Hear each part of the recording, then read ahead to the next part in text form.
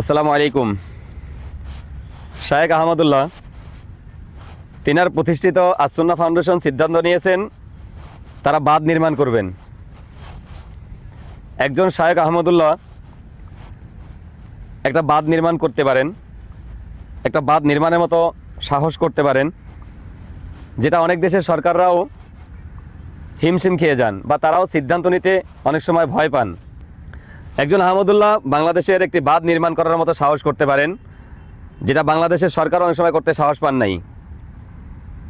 আমার দেখা মতে শায়েখ আহমদুল্লাহর আগে বা তার থেকে বড় বা তার কাছাকাছি বাংলাদেশ জামাত ইসলামী এরকম বড় বড় প্রকল্প হাতে নিয়েছেন এবং তারা সেরকম কাজ, সামাজিক কাজ করেছেন। কিন্তু আমরা যদি দেখি বাংলাদেশের শায়েখ আহমদুল্লাহর মতো শত শত ব্যক্তি আছেন যারা চাইলে এরকম সামাজিক অনেক কাজ করতে পারেন, নিজের টাকায় না। শায়েখ আহমদুল্লাহ তার নিজের টাকায় করেন নাই, তিনি অবশ্যই সাধারণ মানুষের টাকা, সাধারণ মানুষের কাছ থেকে টাকা নিয়ে সাধারণ মানুষের কাজ করেছেন।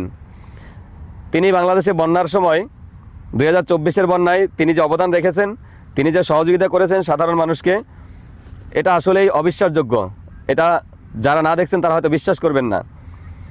কিন্তু চাইলেই এরকম হাজারো মানুষ, চাইলে এরকম শত শত মানুষ সহযোগিতা করতে পারতেন, যারা করেন নাই। ধন্যবাদ।